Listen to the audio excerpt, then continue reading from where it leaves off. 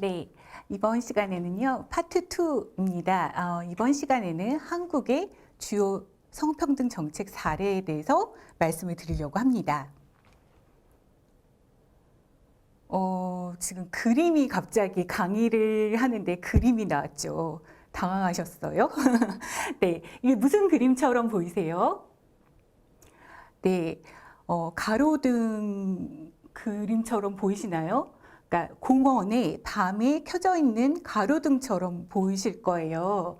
근데 제가 제목에 성인지적 관점 이렇게 제목을 달아놨어요.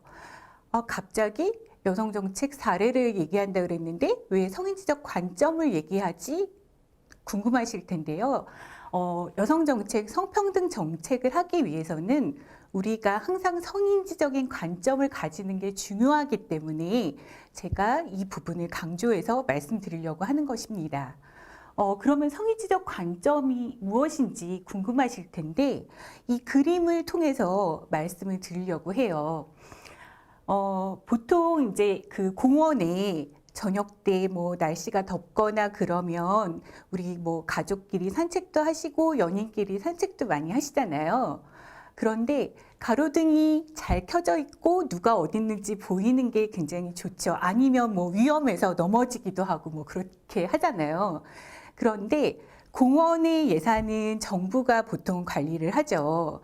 근데 이렇게 코로나 같은 시국에 그리고 한참 전에 한국에서 그러니까 예산을 절감하자는 그런 운동이 일었었어요. 그래서 무조건 정부 사업의 예산을 10%씩 절감하자라고 얘기를 했어요. 그러면 우리 부처에 아니면 내 사업에 모든 사업을 10%를 다 절감하는 게 정부의 정책을 잘 따르는 것인가? 우리가 이때 성인지적 관점을 어떻게 적용해야 되는가가 이제 궁금하실 텐데 정부가 10%를 절감하라고 했어요. 했으면 가로등이 지금 다 10%가 빠져요. 예를 들면 가로등이 30개 있었는데 그 가로등 예산을 막 10%를 가로등을 10%로 줄여버렸어요. 그랬더니 어떤 일이 일어났냐면 실제로 이렇게 뭐 가다가 넘어지는 경우도 많이 일어났지만 성폭력이라든지 그런 폭력의 문제들이 많이 범죄 이런 문제들이 발생했다는 거죠. 왜냐면 안 보이니까. 그쵸. 근데 사실 그러면 안 되지만, 그런 분들도 계시기 때문에 우리가 10% 예산을 절감해라 라고 한다 그러면, 정책에서 다 10% 절감하라고 하니까 10% 절감해야지 하고 가로등을 빼버리면 그러니까 다시 말하면 그런 관점을 갖지 않고 가로등도 빼고 어느 사업도 빼고 다 뺍니다. 이렇게 하면 이런 문제들이 발생한다는 거죠. 근데 가로등 10% 빼는 게 더 정부한테 이득이 될까요? 아니면 이런 범죄율이나 성폭력이나 이런 그런 문제가 발생하지 않는 게 우리가 정책을 잘 수행하는 거라고 할 수 있을까요? 당연히 후자겠죠. 그래서 가로등 예산은 정말 중요하기 때문에 조금 절감이 안 됩니다. 대신 뭐 우리가 쉽게 뭐 종이를 절약한다든지 그런 경상비라고 하죠. 그런 사무용품비를 조금 더 줄이겠습니다. 라고 하는 게 우리가 적정한 정책 수행이라고 할 수 있는 거죠. 그러니까 다시 말씀드리면 성인지적 관점을 우리가 항상 가지고 있어야지 내가 내 정책을 올바르게 수행할 수 있다라고 이해하시면 될 것 같아요. 그러니까 여성 정책이 무조건 이게 여성만을 위하는 그런 정책이 아니잖아요. 그렇기 때문에 이런 여성 정책, 성평등 정책을 추진할 때는 항상 이런 생각을 가지고 정책을 수행해야 된다. 라는 말씀을 드리기 위해서 제가 설명을 드렸습니다. 또 하나 그림을 볼까요? 이거 무슨 그림인지 다 아시죠? 네, 화장실 그림이에요. 네, 화장실 그림인데 혹시 뭐 고속도로나 이런 데 가실 때 이제 뭐 그 한국에서는 명절에 그 부모님 뵈러 이렇게 고향에 내려가고 막 그런 거 많이 해요. 근데 고속도로를 타고 가다가 중간에 휴게소나 이렇게 화장실을 잠시 들리잖아요. 그렇게 하면 보통 거기서 부부싸움들을 많이 해요. 왜 그런지 아세요? 네, 부부싸움 많이 하는데 남성분들은 화장실 사용을 금방 하고 나오시는데 여성분들은 화장실에 줄도 길고 한 분 한 분 사용하는 시간이 되게 길어요. 그래서 빨리 나오라고 사람이 많은데 왜 안 나오냐 이런 말들을 많이 하세요. 그런데 정부가 공공 화장실을 지을 때, 고속도로에 화장실을 지을 때, 화장실을 여기는 10개를 설치해야지 라고 정책을 수행하면서 남녀가 평등해야 되니까 남자 화장실 변기수 5개 짓고 여자 5개 짓겠어. 이렇게 하면 정부가 부부싸움을 유발하는 거죠. 네. 그러니까 다시 말씀드리면 남성이 화장실을 쓰는 시간이 사람마다 좀 다르겠지만 평균적으로 1분 30초라고 해요. 한국의 경우에 안 그럴 수도 있지만 한국의 경우에는 1분 30초고 여성의 경우에는 2분 35초라고 얘기를 합니다. 일단 이제 그 신체적인 조건들도 틀리고 그 아이가 어린 아이나 뭐 이렇게 노약자를 동반할 때는 여성들이 많이 아이들을 데리고 화장실에 들어가는 경우가 많아요. 근데 뭐 요즘은 남성 그 화장실에도 그 뭐 아이를 기저귀를 갈고 이런 부분들이 설치가 되어 있지만 예전에는 좀 그렇지 않았거든요. 그래서 화장실 수요를 성별에 기반한 수요, 그러니까 여성의 화장실을 쓰는 시간과 남성이 화장실을 쓰는 시간을 측정을 해서 여자 화장실은 7개, 변기를 7개, 남자는 3개로 바꾸었어요. 그랬더니 여성들이 그 화장실을 오래 사용해서 남성들이 많이 기다려야 되는 그런 부분들이 좀 해소가 됐습니다. 실제로 그래서 공중위생 화장실에 관한 법이 있어요. 한국에는 뭐 이런 기준에 따라서 어떻게 설치해야 된다라고 막 되어 있는데 그런 기준에 이런 성별 수요를 측정해서 화장실을 설치해야 된다라는 규정을 바꿨습니다. 그렇게 되니까 여성과 남성이 모두 만족할 만한 그런 정책이 된 거죠.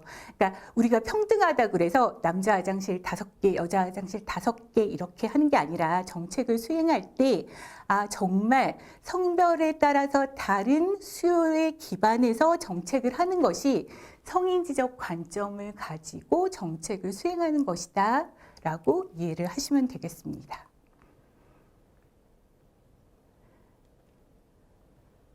마지막으로 그림 하나만 더 볼게요. 누군지 혹시 아세요? 스케이트에 관심이, 빙상 종목에 관심이 많으신 분들은 굉장히 세계적으로 유명한 선수죠. 김연아 선수, 네, 피겨 스케이트 선수인데, 이분을 알아보실 거예요. 너무 예쁘고 멋있으시죠? 네.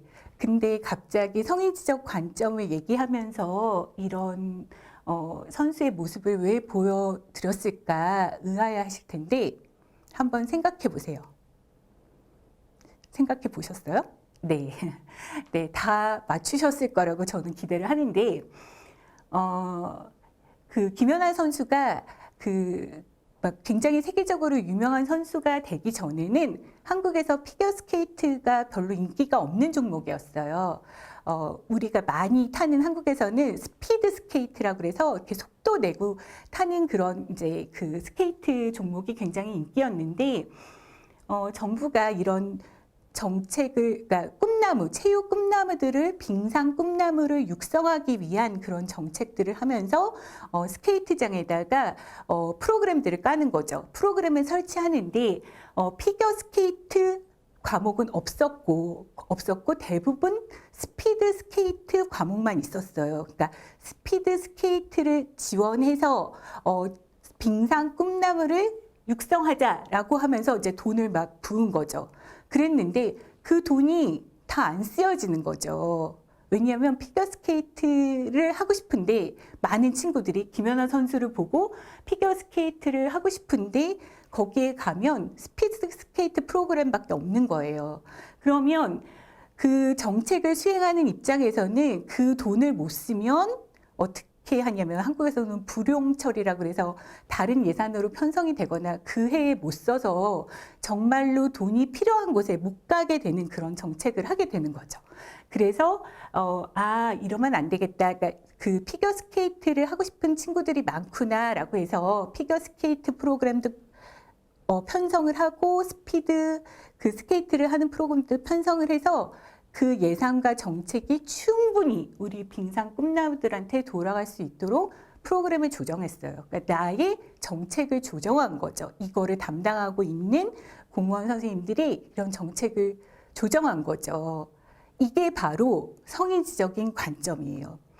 아까 말씀드린 것처럼 정책을 할 때 남자 여자 성평등한 정책을 하세요라고 해서 남자 여자를 반반 나누는 것도 성평등한 정책이 아니라고 했고, 이렇게 수요가 없어서 그 예산을 쓰지 못하는 것도 그런 제대로 된 정책이 아니라고 했고, 아까 말씀드린 것처럼 의도하지 않게 10% 절감하라 그랬는데 의도하지 않게 다른 파급 효과를 불러오는 그런 정책들도 있어요. 그래서 우리가 정책을 수행할 때 성인지적인 관점을 갖는다는 거는 남성과 여성을 반반으로 하면서 나눠서 정책을 해라라는 게 아니라, 그리고 뭐 여성만을 위해서 돈을 더 써라라는 게 아니라, 지금 내가 하고 있는 정책과 사업에 대해서 관심을 가지고 조금만 들여다보면 남성과 여성이 모두 만족할 만하고 예산도 필요한 곳에 제대로 쓰일 수 있는 그런 정책을 할 수 있기 때문에 우리가 여성 정책, 성평등 정책을 얘기할 때는 항상 이런 성인지적인 관점이 중요하다라고 인지를 하시면 되겠습니다. 정말로 인지하셔야 돼요. 그래서 성인지 정책이라고 우리가 얘기하는 거죠. 그렇다면 이런 여성 정책, 성평등 정책이 구체적으로 어떤 정책들이 있는지 말씀을 드리려고 하는데요.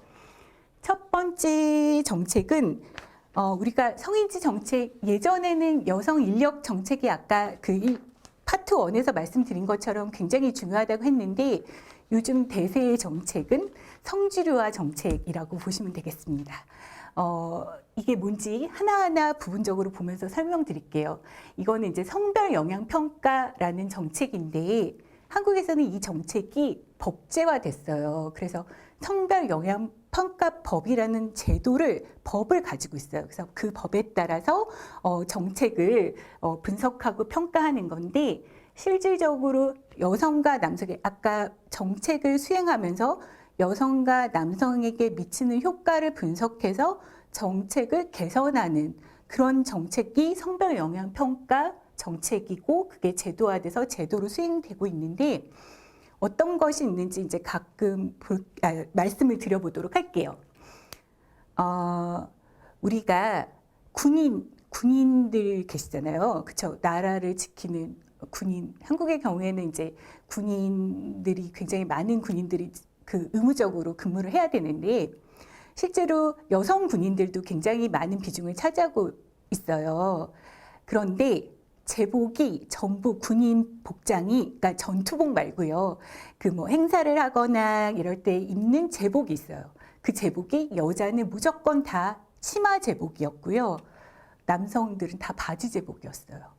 그런데 지금 한국에서 경제 성장률이 증가하고 여성의 사회활동이 활발해지면서 그 여성들이 결혼을 하고 임신을 하고 또 직업군인으로 근무하는 경우들이 굉장히 많거든요. 그런데 그 타이트한 바지 제복을 입을 수가 없는 거예요. 그렇죠?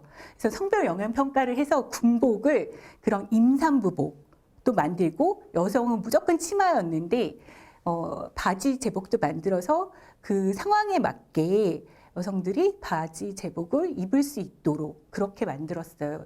그러니까 이게 바로 성별 영향 평가 제도인 거죠. 그래서 이 정책을 수행하는 주관 부처는, 그러니까 그 법을 가지고 있는 부처라고 우리가 보시면 되는데, 주관 부처는 한국에서는 여성가족부입니다. 여성가족부가 이런 정책을 이니셔티브를 쥐고서 하고 있지만, 그 관련된 정책은 전 부처예요. 군복은 국방부.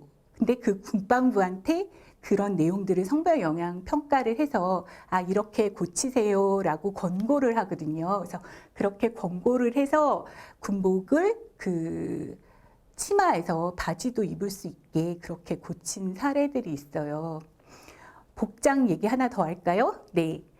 소방관들이 있으시잖아요. 소방관도 마찬가지로 여성 소방관이 한국에서는 있으세요. 정말 그 위험한 곳에서 굉장히 사명감을 가지고 근무하시는 분들이 계시는데 그분들의 그 출동복이 그냥 그분들의 신체를 고려하지 않고 전부 그 남성 사이즈 기준으로 되어 있었어요. 그리고 그 어디에 행사나 이렇게 참여하는 경우에는 치마 제복이었어요. 그러니까 여성 소방관들이 뭐 행사 참여에는 치마를 입는다고 하더라도 불 끄러 가야 되는데 그 남성 사이즈의 가장 작은 사이즈를 입어도 크는 경우도 있거든요. 그래서 그런 소방복을 여성들도 바지로 바꾸고 아까 그 치마 제복 같은 것도 바지로 바꾼 그런 사례들이 있는데 그거는 이제 여성가족부가 소방청에다가 이렇게 바꾸세요라고 평가를 해서 권고를 하는 거죠. 그러면 정책이 바뀌어질 수 있다라고 이렇게 설명을 드릴 수가 있겠습니다. 근데 이런 정책을 하려면요 돈이 있어야죠. 그렇죠? 그래서 성별 영향 평가를 한 다음에 실제로 예산 편성을 그렇게 하고 정말로 그렇게 됐는지 성평등 목표라는 걸 세워서 뭐 바지 제복 변경, 치마로 변경, 뭐 이런 부분들을 이렇게 목표를 세우고 예산이 그렇게 집행됐는지를 확인하고 모니터링하는 거. 이게 바로 성인지 예산 제도입니다. 그러니까 돈이 성별 영향 평가를 해서 성별의 격차 없이, 성별이 차별이 없이 예산이 잘 편성됐는지 들여다보는 거. 그게 바로 성인지 예산 제도라고 볼 수 있겠습니다. 조금 뒤에 파트 3에서 성인지 예산 제도에 대해서 조금 제가 자세하게 설명드릴 거긴 하지만 성인지 예산 제도는 그렇게 성별 격차나 성별의 차별을 줄이는데 예산을 그런 관점을 가지고 편성하는 것도 성인지 예산 제도이고요. 그 다음에 굉장히 그 사회 구조적으로 열악한 평등이 열악한 부분, 그러니까 예를 들면 여성이 비정규직에 굉장히 많이 가 있다던가 남성이 뭐 그 국립발레단이 있거든요, 한국에. 그 경우 잠깐 들어보면 국립발레단에서 그 무용수들이 대부분 여성 무용수세요. 근데 남성 무용수 굉장히 적으시거든요. 그런데 그 남성 무용수가 연습할 때마다 모든 여성 무용수를 들어 올려야 돼요. 네. 그러니까 그분들이 이 손목, 팔목 뭐 남아나지가 않으시는 거예요. 그래서 그분들의 그런 재활치료비나 이런 부분들을 거기에 다른 무용수들보다 좀 집중해서 케어하게 하고 그 제대로 된 그런 활동들을 하실 수 있게 지원해 주는 거죠. 특정 분야에 성불평등이 있을 경우에 그 부분들을 지원하는 것도 성인지 예산 제도예요. 그래서 이렇게 성인지 예산 제도를 시행하고 있다. 이런 정책들도 굉장히 주요 정책으로 쓰이고 있다라고 이해를 하시면 됩니다. 근데 제가 지금까지 말한 내용들이 제가 막 지어내서 말한 게 아니잖아요. 그렇죠? 이게 다 통계에 기반한 것입니다. 그러니까 남성 무용수가 몇 명이고 여성 무용수가 몇 명이어서 거기에 들어가는 예산이 얼마고 이때 뭐가 어떻게 되고 이런 성별에 기반한 통계를 구축하는 게 필요해요. 그렇죠? 그리고 아까 그 군복도 여성 군인이 굉장히 많이 늘었기 때문에 근데 많이 늘었는데 도대체 몇 명이야?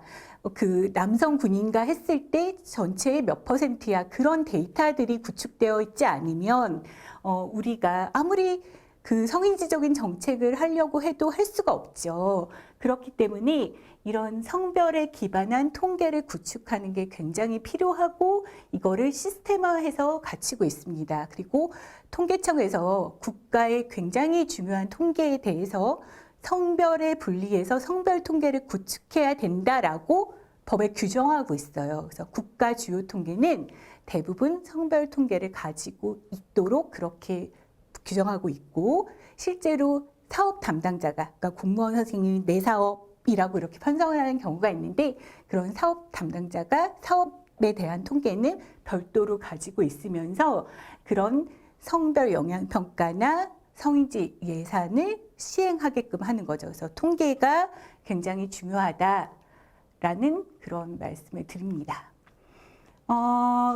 이 정책 앞에 1, 2, 3번 제가 말씀드린 거를 우리가 보통 보면 성주류화 정책이라고 해요. 그러니까 뭐 여성 정책 이런 거 할 때 성주류화 정책이라고 많이 하는데, 실질적으로 1995년에 북경 여성 대회에서 성주류화 정책이 앞으로 여성 정책이 나아갈 바다라고 많이 얘기를 하면서 그런 부분들을 많은 국가한테 권고를 했고, 그런 정책들이 지금 주요한 정책으로 한국의 성평등 정책의 대표적인 정책으로 수행이 되고 있습니다. 그리고 우리가 여성 정책의 전신 역사에서 말씀드렸지만 여성 노동 정책도 아직까지도 굉장히 중요한 정책으로 수행이 되고 있습니다. 노동시장에서의 차별, 예를 들면 동일임금, 동일 노동 동일임금이어야 되는데 성별 격차가 있는 경우가 많아요. 예를 들어서 남성은 군대를 갔다 왔기 때문에 몇 호봉 가산, 아니면 똑같은 직급에서 똑같은 일을 하는데 남성들한테 약간 야간 수당 뭐 이러면서 보너스를 더 준다거나, 그러니까 성별에 관계없이 남성을 우대하는 경우들이 있었거든요. 그리고 실질적으로 조금 더 좋은 일자리라고 하는 곳에, 똑같은 직급이라 그러면 좋은 일자리라고 하는 곳에 남성들이 많이 가 있는 경우들이 있습니다. 그래서 그런 동일임금, 노동 동일임금, 그리고 이제 뭐 출산 휴가나 육아휴직을 갔다 오면 다시 원 직장 복귀를 못하고 원 직장을 복귀하더라도 내가 핵심 부서에 있었어요. 결혼하기 전에는, 아이를 낳기 전에는. 그런데 출산하고 딱 갔다 오면, 육아휴직 갔다 오면 나는 사람들이 다 가기 싫어하는 부서로 발령내는 경우도 있거든요. 그리고 내가 승진해서 누락되는 경우도 있거든요. 이제 그런 부분들을 해결하기 위한 법이나 제도나 그런 정책들을 많이 수행하고 있고, 특히 요즘은 남성들의 육아휴직을 적극적으로 장려하고 있습니다. 그래서 남성들이 여성은 그대로 일을 하고 남성들이 육아휴직을 하면서 아이가 조금 클 때까지 그렇게 육아휴직을 하는 경우도 있어요. 그리고 다시 직장에 복귀했을 때 원래 하던 일을 잘 할 수 있도록 정부가 많은 정책을 하면서 지원하고 있는 경우가 있죠. 그런 부분들도 있고, 여성 정책은 정말 할 말이 많은데, 또 아까 말씀드린 경력 단절이 된다고 했었잖아요. M자형 커브. 그래서 그 M자형 커브에서 내가 경력이 중단되지 않고 계속 일할 수 있도록 정부가 서포트하는 그런 정책들을 많이 하고 있습니다. 그래서 이런 여성 정책에 대해서도 우리가 남성의 육아직은 남성보다는 여성은 출산해서 갈 거니까 뭐 이렇게 생각하지 않고, 노동시장의 그런 지금은 막 정말 대놓고 차별하는 경우는 없어요. 다 암묵적인 그런 차별을 하고 있는데, 그런 명시적 차별 대신 암묵적 차별을 해결하기 위한 그런 정책들을 한국에서는 많이 쓰고 있습니다. 그래서 저도요, 네, 이런 정책들 덕분에 경력이 단절되지 않고 계속 여러분한테 강의를 할 수 있는 거죠. 네. 자, 다음 정책 볼까요? 자, 다음 정책은 가족 저출산 정책입니다. 한국에서는요, 저출산 문제가 굉장히 심각합니다. 2020년에 세계 인구 보고서에 따르면 한국의 학계 출산율이 거의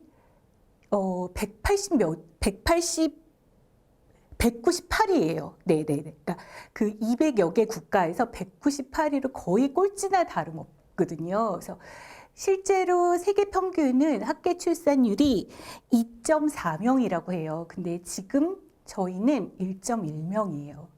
그래서 저출산이 되면 뭐 문제가 많은 거는 굉장히 많이 아시죠. 네. 그러니까 일단 생산 가능 인구가 줄어드는 거예요. 저는 지금 일을 하고 있지만 저희 다음 세대가 일을 해야지 저의 연금이나 노후가 보장될 거 아니에요. 그렇죠? 그런데 애들이 없어요. 연금을 내줄 사람이 없고 생산을 할 인구가 없는 거죠. 네, 굉장히 큰 문제이기 때문에 이런 저출산 정책 가족의 변화 이런 부분들에 대해서 한국이 굉장히 그 적극적인 정책을 펴고 있습니다. 1인 가구에 대한 그런 정책 포함해서. 그리고 우리나라로 이민 오는, 한국으로 이민 오는 가족들이 굉장히 많으세요. 그래서 다문화 가족. 근데 초기 이민에서 시작해서 그분들이 여기서 가정을 꾸리고 아이들이 벌써 성인이 돼서 경제활동 인구로 많이 참여를 하는데, 이 친구들이 학교 다니면서 그리고 그 경제활동 인구로서 성장해서 성인으로서 그 한국에 자리 잡고 일을 할 수 있도록 그런 다문화 가족 정책에 대해서도 우리가 대표적으로 이런 정책이 중요합니다라고 하면서 뭐 조사도 합니다. 다문화 가족 실태 조사라든지 이런 조사들을 하면서 정책을 수행해 나가고 있습니다. 네, 그다음에 다음은 문화와 교육에 관한 그런 정책인데요. 제가 여러분들한테 이렇게 강의하고 교육하는 것처럼 실질적으로 문화, 양성평등 문화, 성평등 문화를 만들고 교육하는 게 굉장히 중요해요. 초중고에서 양성평등 교육을 많이 실시하고 있는데요. 예전에는 한국에서 클래스에서 대표를 이렇게 뽑아요. 우리는 반장이라고 하는데 요즘은 회장이라고 하죠. 네, 그러면 항상 반장은 남자, 그 다음에 부반장은 여자 이렇게 뽑았었어요. 예전에는. 그런데 실질적으로 지금은 뭐 그렇게 제가 얘기하면 지금 저희 밑에 아이들은 막 그렇게 생각할 거예요. 어머, 그런 시대가 있었어요? 라고 얘기했을 수 있을 텐데, 학교 교육에서 뭐 남녀를 막 구분하거나 그러지 않고 그 남녀가 동등하게 교육받고 그런 그 공부를 하면서 역량을 펼칠 수 있는 그런 환경들을 많이 만들어 놓은 거죠. 그리고 또 이런 부분에 있어서 예전에 여자는 분홍색, 남자는 하늘색 막 이렇게 선생님들이 이름표를 붙여줬는데 그런 부분들도 요즘은 하지 않고 있습니다. 그래서 이런 친구들이 커서 그런 교육 문화에 관한 정책들을 하고 있는데, 이 친구들이 노동시장에, 근로시장에 들어가면 당연히 일가정 양립할 때 부부가 같이 일을 해야 되고, 남성의 육아휴직이 전혀 문제가 되지 않고, 그 가사일은 남편과 부인이 같이 협업해서 하는 거다라는 그런 인식들이 많이 개선이 되었어요. 그러니까 사실은 그게 굉장히 중요한 문화로 자리 잡고 있는데, 이거는 바로 이런 성평등 교육을 통해서 이루어지는 겁니다. 그러니까 이게 젠더 관점을 가져서 정책을 하세요라고 말씀드리는 것처럼 어렸을 때부터 그런 게 생활 습관을 배고 교육으로 자연적으로 녹아 들어가면 성평등 교육이 사실 필요가 없는 거죠. 그렇죠? 근데 이제 그런 부분들을 우리가 계속 어릴 때부터 얘기를 하고 교육을 하면서 그런 문화를 확산시키면서 우리나라의 성평등의 지표나 지수가 올라가는 거고 그런 사회가 만들어지겠죠. 네, 그래서 이런 부분들도 우리가 관심을 가져야 될 성평등 정책이라고 보실 수 있겠습니다. 네, 다음은 아까 반복해서 말씀드렸지만 젠더 폭력에 대한 정책, 그다음에 안전에 대한 정책이 굉장히 한국에서는 주요 성평등 정책으로 지금 수행이 되고 있는데요. 제가 말씀드리면서 성폭력, 가정폭력, 여성폭력 이런 용어들을 많이 얘기하면서 또 뭐 젠더폭력 이런 얘기도 하네? 궁금하실 텐데, 젠더폭력은 그 앞에 모든 폭력을 다 포함하는 거라고 이해하시면 돼요. 예전에는 가정폭력을 얘기할 때 가정에서 아빠가 가장 세고 부인과 아이들이 거기서 폭력의 피해자가 되는 경우들이 많았는데, 실제로 직장에서도 그런 경우들이 많았는데, 실제로 조사를 해보면 그러니까 그 배우자가 부인으로부터 남편을 폭력하는 그런 경우들도 많이 발생하고요.